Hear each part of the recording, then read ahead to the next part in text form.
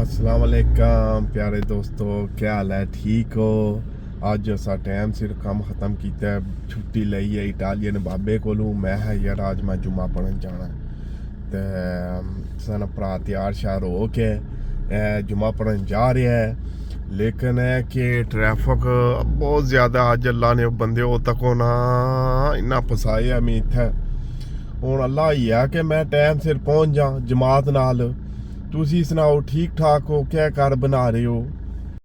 La settimana scorsa abbiamo parlato come nelle nostre azioni noi ci rapportiamo con Allah subhanahu wa ta'ala e che in ogni cosa एक अपना पुराना संगी लभ जाना जनाब, रोटी खा के तुसा इत्थू जाना। मैं चलो लो जी जनाब, इत्थे शुरू हो गई है बारिश।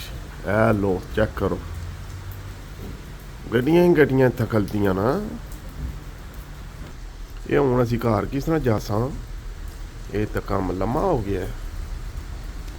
चलो कोई नहीं, सारा कोई गड्डी है अपनी, कोई मसला नहीं।